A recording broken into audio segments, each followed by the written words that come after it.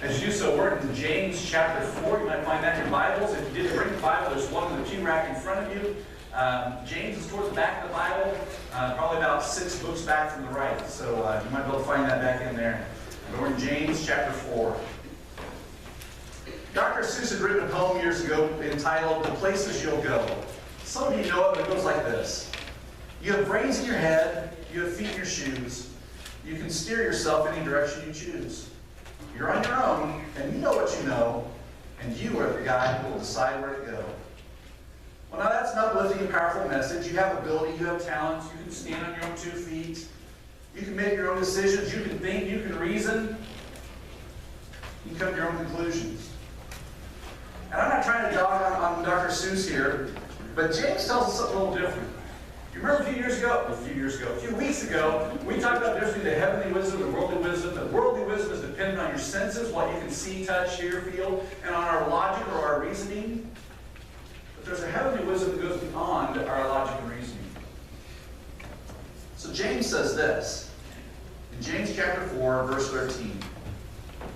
Now listen, you who say, today or tomorrow we will go to this city or that city and spend a year there and carry on our business and make money. Well, you don't even know what will happen tomorrow. What is your life? You're a mist that appears for a little while and vanishes. Instead, you ought to say, if it's the Lord's will, we will live and do this or that. As it is, you boast in your arrogant schemes. And all such boasting is evil. You know, if anyone knows the good they ought to do and doesn't do it, it is sin for them. James talks about these business people and the things they're going to do. And these folks had brains in their heads. I mean, they had started these businesses. They had earned all this money. They've been doing things for years. And they had feet in their shoes. They could travel to these distant cities to carry out their business. They had a direction they had chosen. They made decisions and planned ahead. And they made those decisions because they knew what they knew. And they were the ones who got to choose what they do. Now that's a decent business plan, but it left one thing out. God was nowhere in their plans. And God wasn't happy about that.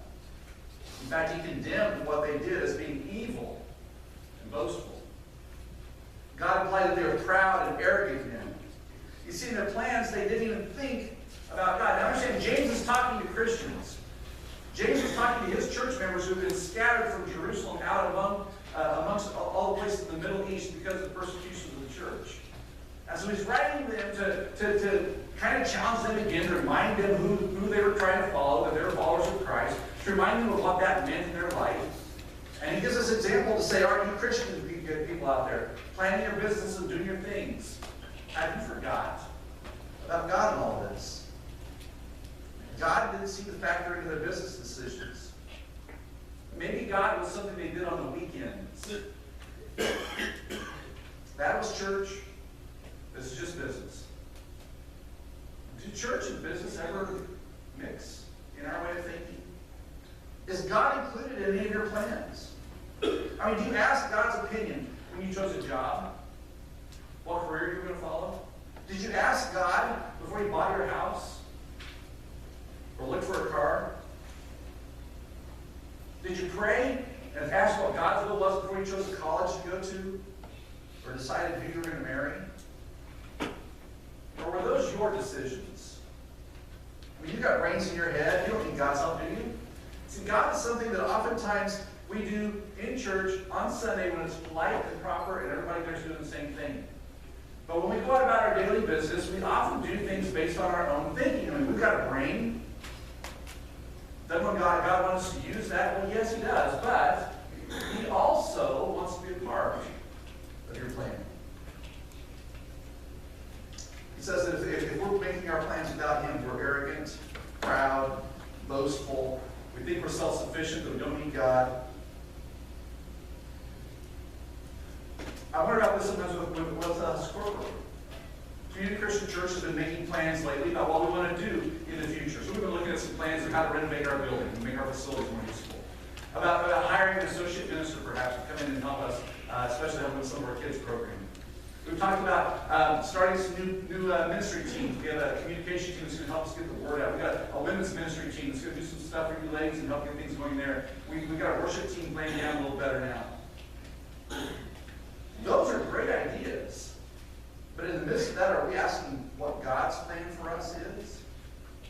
I mean, I think we are. I know I am. What about the rest of us? Are you all planning? Are you all praying for our planning process? Or are you just worried about, well, we'll let Todd take care of that. We'll let the guys that are planning take care of it. The elders, they'll plan all that stuff out, and they'll let us know what we want to do, and then we'll critique it for them. Or are you praying and saying, God, what's your will and desire for our church? What should we be doing?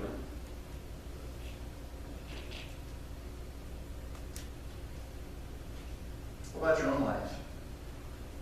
When you make plans, are you considering God's will and subjecting your plans to it? None of us know what's going to happen tomorrow. We guess. We kind of know that things happen and don't go quite the way we expected. Only God knows what's going to happen tomorrow.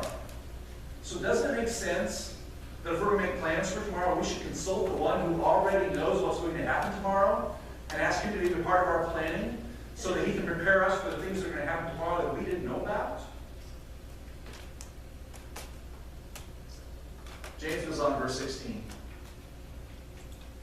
As it is, you boast in your arrogant schemes. Boasting in our arrogant schemes. It's being a loudmouth and telling everybody how great we are. I remember doing this when I graduated from college. I had a business degree, and I was going to go out and become a millionaire by the time I was 30. And that's why my wife married me. Why is she so disappointed now? We boast about things like that, and then it doesn't happen the way we plan what we do. All such boasting is evil. It reminds me of the words of an old song by Frank Sinatra. I mean, you know his most famous song, right? New York, New York. His second most famous song is My Way. Can you imagine standing before God, and he's asking about your life, and here's your defense? Regrets? I've had a few. But then again, too few to mention. I did what I had to do and saw it through without exception. I planned each charted course, each careful step along the byway, and more, much more than this, I did it my way. Listen to this verse. For what is man? What has he got? If not himself, he has not. To say the things he truly feels and not the words of one whom he feels. The record shows I took the blows and did it my way. Life is not about doing it my way. When we do things our way is when we head down the wrong paths. That's when we get into trouble. Instead, we consult God, the one who knows what's going to happen tomorrow. Let's try things his way. That's what verse 15 is about. When you make your plans for the future and don't do it your way, we do it God's way, then we see a blessing in that. So James goes on in chapter 5. He's been talking about making our plans and how these businesses have been planned. And now he's talking about how business people deal with other people, their employees. He says in chapter 5, verse 1, now listen, you rich people. Listen, weep and wail because of the misery that's coming on you. Your wealth is rotted. Moths have eaten your clothes. Your gold and silver are corroded, and their corrosion will testify against you and eat your flesh like fire.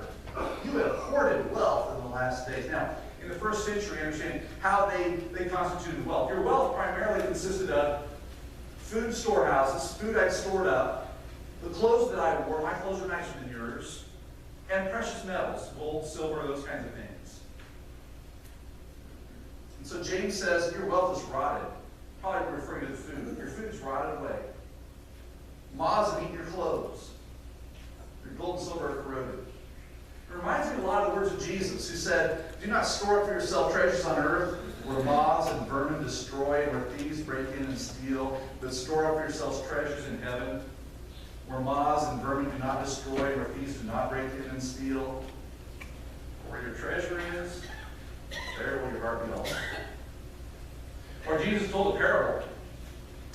He said, the ground of a certain rich man yielded an abundant harvest, and he thought to himself, what shall I do? I have no place to store my crops, because I have too much.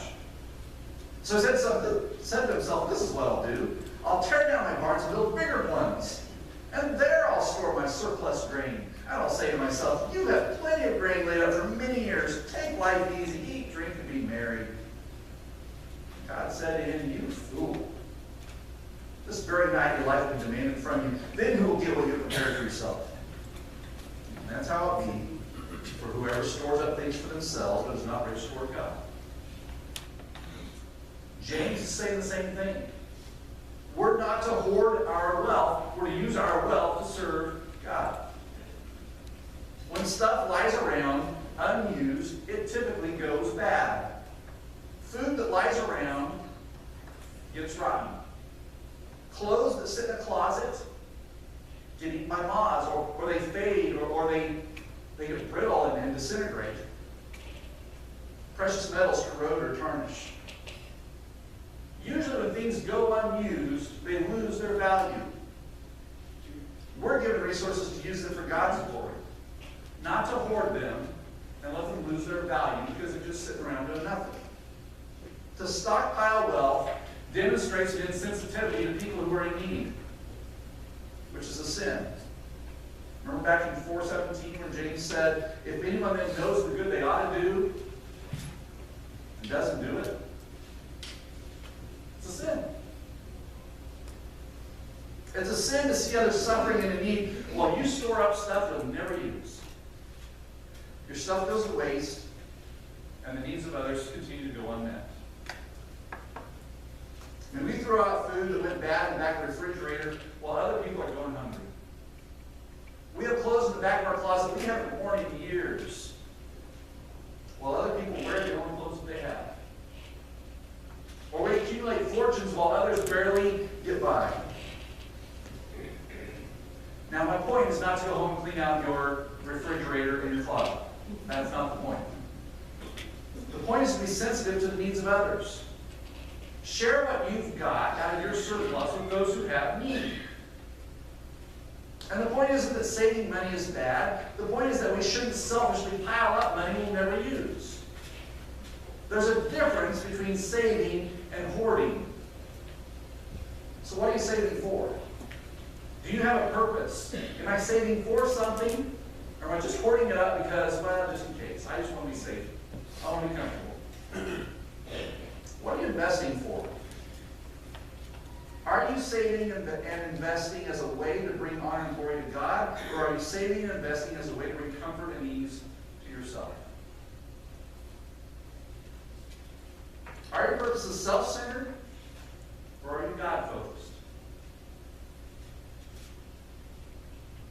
There's a difference.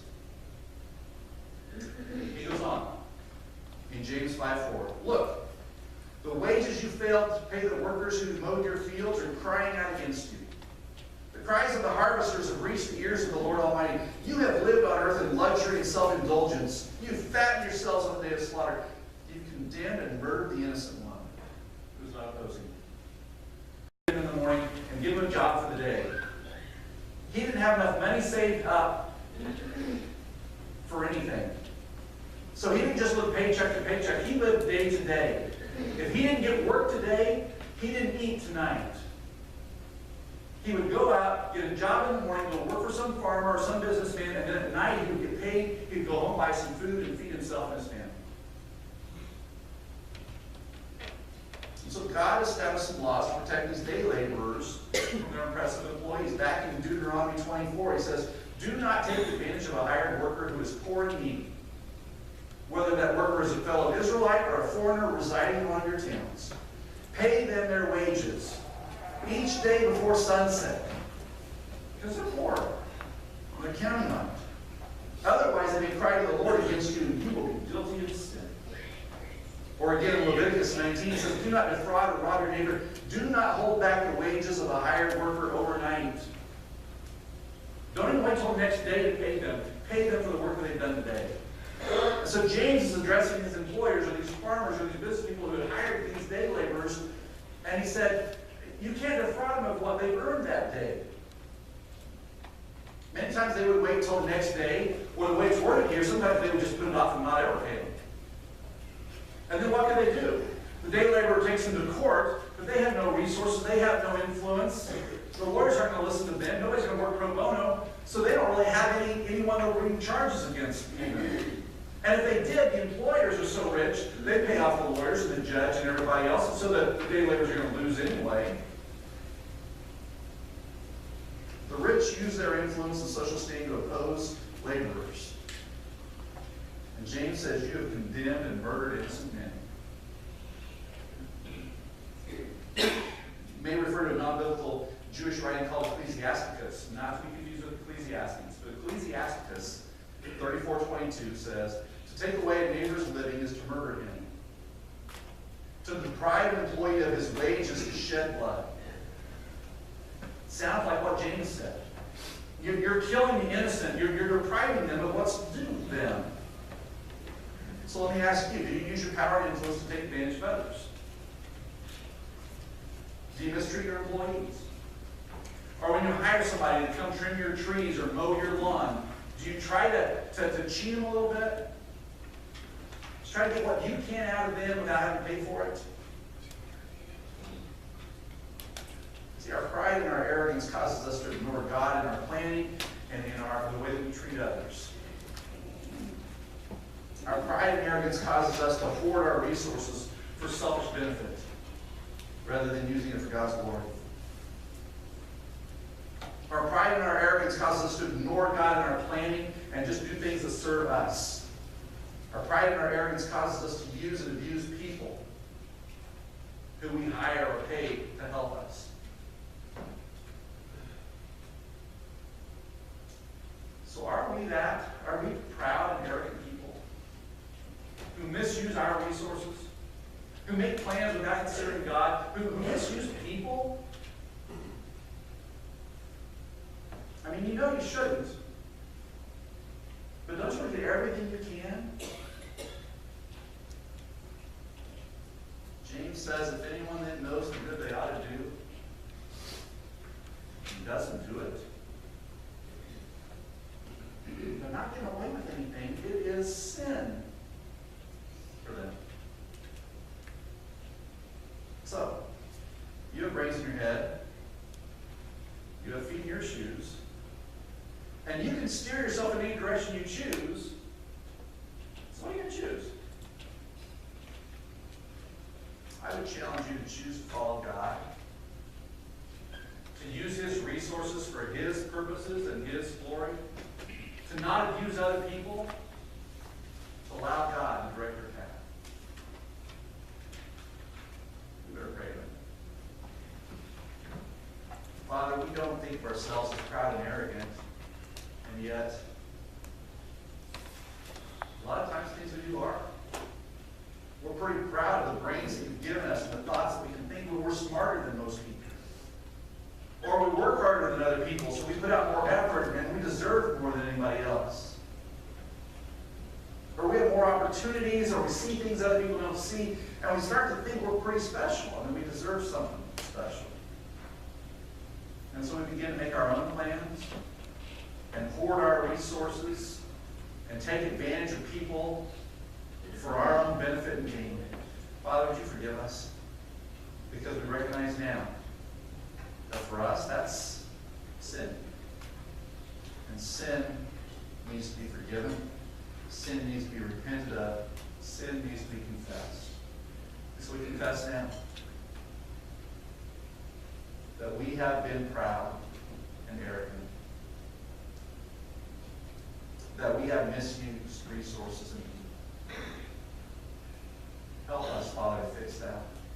Forgive us of the sin and allow us to make restitution to those we've hurt and abused.